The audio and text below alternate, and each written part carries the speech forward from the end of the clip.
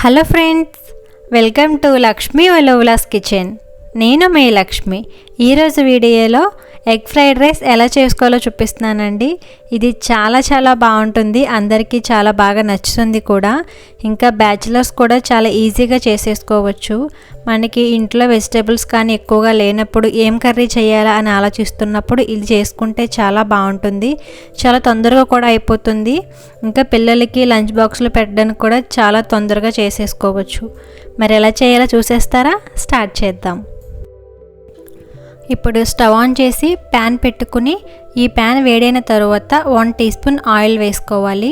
నేను ఇక్కడ iron pan తీసుకున్నానండి. ఇందులో అయితే చాలా టేస్టీగా ఉంటుంది, ఇంకా త్వరగా కూడా అయిపోతుంది. ఈ ఆయిల్ వేడైన తర్వాత ఒక ఆనియన్ కట్ చేసి చిన్నగా కట్ చేసి వేసుకోవాలి. అలాగే 1/2 టీ స్పూన్ సాల్ట్ కూడా వేసుకుని హై ఫ్లేమ్లో 1 నిమిషం పాటు ఆనియన్స్ వేయించుకోవాలి. మరీ ఎక్కువగా వేగాల్సిన అవసరం లేదండి, కొంచెం వేగితే సరిపోతుంది. ఆనియన్స్ ఇలా వేగిన తర్వాత ఇందులో 2 ఎగ్స్ బ్రేక్ చేసుకుని వేసుకోవాలి. ఒకవేళ ఆనియన్స్ ఇష్టపడరు కదా పిల్లలు, అలాంటప్పుడు ఆనియన్స్ లేకుండా ఓన్లీ ఎగ్స్ మాత్రమే బ్రేక్ చేసి కూడా వేసుకోవచ్చు. ఎగ్స్ వేసిన తర్వాత వెంటనే కలపకుండా ఒక 2 నిమిషాల పాటు సిమ్లో అలా వదిలేయండి. 2 నిమిషాల తర్వాత ఇలా గరిటెతో లైట్గా ప్రెస్ చేసుకుంటూ కలుపుకుంటే ఈ ఎగ్ అనేది స్క్రాంబుల్డ్ ఎగ్ లాగా వస్తుంది. మరీ చిన్నగా కాకుండా కొంచెం పెద్ద పీసెస్లా ఉంచుకుంటేనే బాగుంటుంది. ఇలా కలిపిన తర్వాత 1/2 టీ స్పూన్ దంచిన మిరియాల పొడి వేసుకుంటే ఫ్లేవర్ చాలా బాగుంటుందండి. మిరియాల పొడి కూడా వేసుకుని 1 నిమిషం పాటు వేయించుకుని దీన్ని వేరే ప్లేట్లోకి తీసేసుకోవాలి. ఎగ్ అంతా కూడా ప్లేట్లోకి తీసేసుకున్న తర్వాత ఈ ప్యాన్లో 2 టీ స్పూన్ల ఆయిల్ వేసుకుని వేడైన తర్వాత ఒక పొటాటోని ఇలా చిన్న ముక్కలుగా కట్ చేసి వేసుకోవాలి. ఈ ఎగ్ ఫ్రైడ్ రైస్లో పొటాటో వేసుకుంటే చాలా బాగుంటుందండి.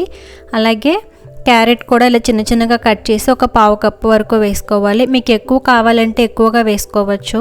ఈ 2 వేసిన తర్వాత క్యాబేజ్ కూడా సన్నగా పొడవుగా తురుముకొని వేసుకుంటే బాగుంటుంది. ఇప్పుడు ఈ 3 కూడా హై ఫ్లేమ్లో ఉంచుకొని కలుపుకోవాలి. ఇలా 1 నిమిషం పాటు కలుపుకున్న తర్వాత ఇందులో 1 టీ స్పూన్ అల్లం వెల్లుల్లి పేస్ట్ వేసుకోవాలి. అల్లం వెల్లుల్లి పేస్ట్ వేసుకుంటే చాలా బాగుంటుందండి. ఒకవేళ నచ్చని వారు అయితే స్కిప్ చేసేయచ్చు. అల్లం వెల్లుల్లి పేస్ట్ వేసుకుని 1 నిమిషం పాటు వేయించుకున్న తర్వాత ఒక టమాటో కూడా చిన్న ముక్కలుగా కట్ చేసుకోవాలి. ఎంత వీలైతే అంత చిన్నగా కట్ చేసుకోవాలండి. పొటాటో ఇంకా క్యారెట్ కొంచెం వేగిన తర్వాత ఈ టమాటో పీసెస్ వేసుకుని ఈ విధంగా కలిపి మూత పెట్టుకుని మీడియం ఫ్లేమ్లో ఒక 2 నిమిషాల పాటు ఉడికించుకోవాలి. ఎందుకంటే పొటాటో అనేది బాయిల్ అవ్వాలి కాబట్టి మీడియం ఫ్లేమ్లో ఉంచుకోవాలి. 2 నిమిషాల తర్వాత మూత తీసుకుని ఒకసారి మొత్తం కూడా బాగా కలుపుకోవాలి. ఇలా కలుపుకున్న తర్వాత పొటాటో అనేది మనం గరిటెతో ఇలా నొక్కి చూస్తే బాయిల్ అయిందో లేదో తెలుస్తుందండి. 2 మినిట్స్కి చక్కగా ఉడికిపోతుంది. ఇలా ఉడికిన తర్వాత ఇందులో మనం మళ్ళీ ఎగ్స్ అనేవి బ్రేక్ చేసి వేసుకోవాలి. ముందు వేసుకున్నాం కదా, మళ్ళీ ఈ వెజిటేబుల్స్లో వేసుకుంటే చాలా బాగుంటుంది. నేను ముందు 2 ఎగ్స్ వేసుకున్నాను కదా, ఇప్పుడు 3 ఎగ్స్ వేసుకుంటున్నానండి. మీకు ఇంకా ఎక్కువ కావాలంటే వేసుకోవచ్చు. అలాగే వెజిటేబుల్స్ కూడా మీకు కావాల్సినవి వేసుకోవచ్చు. క్యాప్సికమ్ వేసుకున్నా కూడా చాలా బాగుంటుంది. నా దగ్గర లేదని నేను యాడ్ చేయలేదు. ఎగ్స్ వేసుకుని ఒకసారి లైట్గా మిక్స్ చేసి మూత పెట్టి మీడియం ఫ్లేమ్లో 2 నిమిషాల పాటు ఉడకనివ్వాలి. అంటే మరీ ఎక్కువగా ఉడకాల్సిన అవసరం లేదు, జస్ట్ కొంచెం అలా సెట్ అయితే సరిపోతుంది. అలా 2 మినిట్స్ తర్వాత మూత తీసుకుని ఈ వెజిటేబుల్స్ ఎగ్ అనేది కూడా బాగా మిక్స్ చేసుకోవాలి. ఇప్పుడు ఫ్లేమ్ని హైలో ఉంచుకొని బాగా వేయించాలండి, పొడిగా వచ్చేంత వరకు. ఇప్పుడు ఇందులో 1 టీ స్పూన్ కారం, 1 టీ స్పూన్ సాల్ట్ వేసుకోవాలి. మీకు స్పైసీగా కావాలనుకుంటే ఇంకొక టీ స్పూన్ కారం అనేది యాడ్ చేసుకోవచ్చు. కారం సాల్ట్ వేసిన తర్వాత హై ఫ్లేమ్లోనే ఉంచుకొని బాగా వేయించాలి. ఈ ఎగ్ అంతా కూడా పొడిగా వచ్చేస్తుంది. ఇలా వేగిన తర్వాత మనం బాయిల్ చేసి ఉంచుకున్న రైస్ని వేసుకోవాలి. మీకు కావాలంటే బాస్మతి రైస్ కూడా యూస్ చేసుకోవచ్చు. నేనైతే నార్మల్ రైస్ యూస్ చేస్తున్నాను. ఈ రైస్ చాలా పొడిగా ఉండాలండి. ఇలా రైస్ అంతా కూడా ఈ ప్యాన్లో వేసేసుకొని హై ఫ్లేమ్లోనే ఉంచి మొత్తం ఈ వెజిటేబుల్స్ ఎగ్ ఇంకా రైస్ అనేది బాగా కలుపుకోవాలి. ఒక 2-3 నిమిషాల పాటు బాగా కలుపుకొని సాల్ట్ ఇంకా కారం పడుతుందేమో చెక్ చేసి కావాలంటే యాడ్ చేసుకోవచ్చు.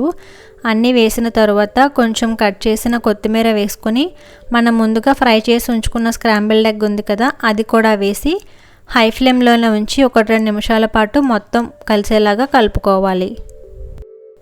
మనం ముందుగా ఆనియన్స్ ఇంకా ఎగ్ ఫ్రై చేసాం కదా, అలా చేయడం వల్ల తినేటప్పుడు చాలా బాగుంటుందండి. సో ఇలా కలుపుకొని స్టవ్ ఆఫ్ చేసి వేడివేడిగా ఉన్నప్పుడే ఈ ఎగ్ ఫ్రైడ్ రైస్ని సర్వ్ చేసుకుంటే చాలా బాగుంటుందండి. చల్లారితే కొంచెం టేస్ట్ అనేది వేరేలా ఉంటుంది. వేడివేడిగా తింటే చాలా చాలా ఎమ్మీగా ఉంటుంది. ఇంకా పిల్లలు పెద్దలు కూడా బాగా ఇష్టంగా తింటారు. మీకు బాగా నచ్చింది కదా, వెంటనే నా వీడియోకి లైక్ చేసి మీరు కూడా ట్రై చేసి మీకు ఎలా వచ్చిందో నాకు కామెంట్లో చెప్పండి. అలాగే మీ ఫ్రెండ్స్కి కూడా షేర్ చేసి నా ఛానల్ మీలో ఎవరైనా ఫస్ట్ టైం చూస్తున్నట్లయితే తప్పకుండా సబ్స్క్రైబ్ చేసి నాకు సపోర్ట్ చేయండి. Thank you for watching.